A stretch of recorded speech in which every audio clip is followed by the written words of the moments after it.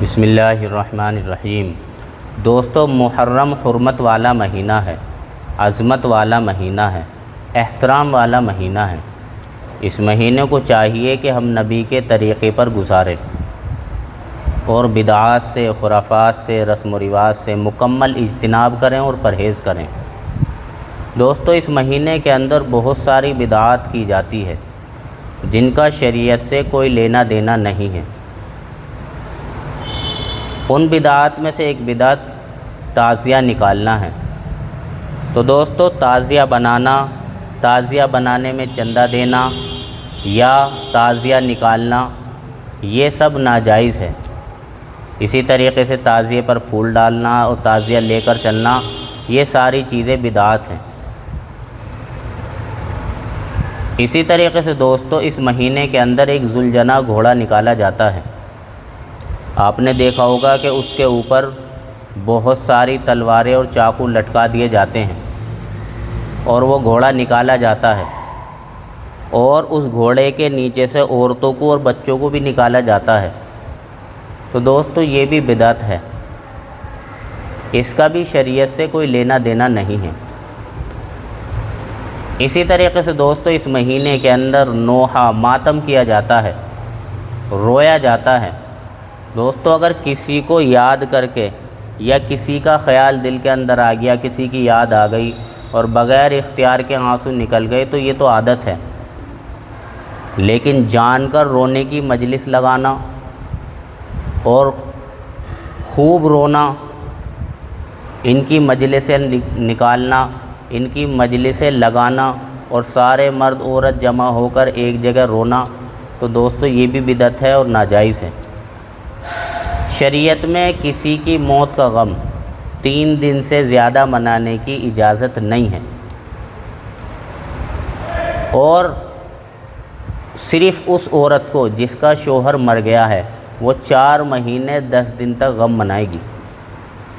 عورت کے علاوہ کسی کو بھی 3 دن سے زیادہ غم منانے کی اجازت نہیں ہے۔ اسی طریقے سے دوستو، اس مہینے کے اندر ایک بدعت یہ ہے کہ اس مہینے میں زنجیر زنی کی جاتی ہے، اپنے ہی ہاتھوں سے اپنے ہی بدن کو زخمی کیا جاتا ہے۔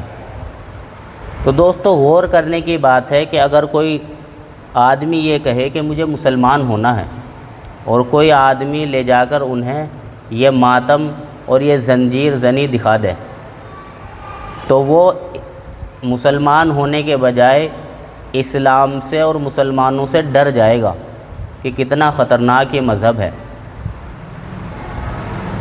تو دوستو، یہ بھی ایک بدعت ہے۔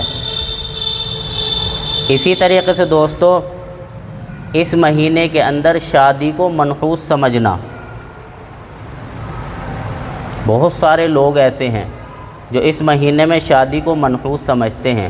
وہ یہ سمجھتے ہیں کہ اگر اس مہینے میں شادی کی گئی تو یہ شادی کامیاب نہیں ہوگی، اس شادی کے اندر لڑائی جھگڑا ہوگا اور یہ شادی ٹوٹ جائے گی، اس شادی کے اندر کامیابی نہیں ملے گی۔ تو دوستو، یہ بات سمجھیں کہ یہ بھی بدعت ہے اور گناہ ہے۔ 12 مہینے اللہ تبارک و تعالیٰ کی طرف سے ہے، اور 12 مہینے کے اندر نکاح کرنے کی اجازت ہے۔ تو ہماری کیا اوقات ہے کہ ہم کسی مہینے میں نکاح کرنے سے رک جائیں؟ مرد حضرات تو پھر بھی کم ہیں اس کام میں، لیکن عورتیں تو بہت زیادہ آگے ہو گئی ہیں۔ وہ نکاح کرنا تو دور کی بات ہے، نکاح کا پیغام بھی اس مہینے میں نہ بھیجتی ہیں اور نہ کسی کا لیتی ہیں۔ تو دوستو، یہ بھی ایک بدعت ہے۔ اسی طریقے سے دوستو، اس مہینے کے اندر کالا لباس پہننا اور یہ سمجھنا کہ کالا لباس غم کا لباس ہے، یہ بھی بدعت ہے۔ اور دوستو، یہ بات سمجھیں کہ حضرت علی اور حضرت فاطمہ کا نکاح بھی محرم کے مہینے میں ہی ہوا تھا، اور اگر کوئی محرم کے مہینے میں نکاح نہیں کر رہا تو یہ بھی زیادتی ہے۔ اسی طریقے سے دوستو، اس مہینے کے اندر شربت کی، پانی کی اور دودھ کی سبیلیں لگانا، میرے سمجھ میں آج تک یہ بات نہیں آئی کہ شہادت سے شربت کا کیا لینا دینا ہے، ایک طرف یہ کہا جاتا ہے کہ وہ پیاسے شہید کر دیے گئے، اور ایک طرف کچھ لوگ ایسے ہیں کہ وہ اس مہینے میں شربت پلا رہے ہیں، دودھ کا، پانی کا، اسی طریقے سے لسی وغیرہ ساری چیز پلائی جا رہی ہے۔ تو دوستو یہ بھی ایک بدعت ہے۔ ہاں، جن لوگوں کو، جو لوگ پانی کے مستحق ہیں، غریب لوگ ہیں، ان تک پانی نہیں پہنچ رہا، آپ وہاں تک پانی پہنچائیں، کنواں کھدوا دیں، نل لگوا دیں، سمرسیبل لگوا دیں، پانی کا انتظام کر دیں، یہ بڑا ثواب کا کام ہے۔ لیکن شہادت سے شربت کو جوڑنا دوستو یہ بہت بری بات ہے۔ اسی طریقے سے دوستو ایک بدعت یہ ہے کہ اس مہینے میں کاروبار کرنے کو منحوس سمجھا جاتا ہے کہ اگر کاروبار کر لیا تو کاروبار نہیں چلے گا، اگلے مہینے سے کاروبار شروع کریں گے۔ تو دوستو یہ بات سمجھیں کہ اسلام کے اندر نحوست کا تصور ہی نہیں ہے، یعنی کوئی بھی چیز منحوس نہیں ہے۔ اسی طریقے سے دوستو اس مہینے کے اندر قبرستان جانے کو ضروری سمجھنا یہ بھی ایک بدعت ہے۔ اسی طریقے سے دوستو اس مہینے کے اندر حلیم پکانا اور اس کو ضروری سمجھنا یہ بھی بدعت ہے۔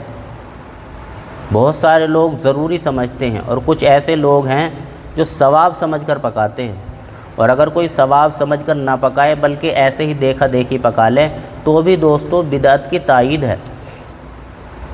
اس لیے اس سے بھی پرہیز کرنا چاہیے۔ کوئی پورا سال اللہ تبارک و تعالیٰ کی طرف سے حلیم کھانے کی اجازت ہے، پتہ نہیں کیا مصیبت ہے کہ آدمی اسی مہینے میں اور خاص طور سے 9 یا 10 محرم کو ہی ضروری سمجھتا ہے۔ تو اس طریقے سے ضروری سمجھنا دوستو یہ بھی بدعت ہے۔ اور دوستو یہ بات سمجھیں کہ اسلام مکمل ہو چکا ہے، اور اسلام کے اندر، شریعت کے اندر، قرآن کے اندر، حدیث کے اندر ان ساری بدعتوں کا کسی کا بھی ثبوت نہیں ملتا ہے۔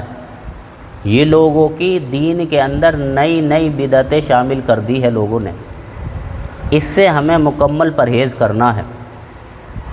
ایک تو یہ ہے کہ ان کاموں کو کرنا ہی نہیں ہے، اور دوسرا جو لوگ کر رہے ہیں ان کو دیکھنے بھی نہیں جانا ہے۔ اگر کوئی آدمی دیکھنے جائے گا تو اس سے بھی بدعت کی تائید ہوتی ہے۔ ہمیں ان کی تعداد کو نہیں بڑھانا ہے، ہمیں سارے برے کام سے، بدعات سے، رسومات سے بچنا ہے اور اجتناب کرنا ہے۔ ہاں، جو کام اس مہینے میں کرنے کے ہیں وہ آپ کریں، روزہ رکھیں، عبادت کریں، توبہ استغفار کریں، اللہ کا قرب حاصل کریں۔ آپ سے جتنے ہو سکیں آپ روزے رکھیں، اور آپ اس مہینے نہیں 12 مہینے ہی یہ کوشش کریں کہ میں ہر مہینہ نبی کی اطاعت کے ساتھ گزاروں، اور ہر مہینے کو بدعات اور رسومات اور خرافات سے بچا کر گزاروں۔ اس کی آپ کو کوشش کرنی ہے۔ اللہ تعالی ہم سب کو صحیح سمجھ کی توفیق نصیب فرمائے۔ وآخر دعوانا ان الحمد للہ رب العالمین۔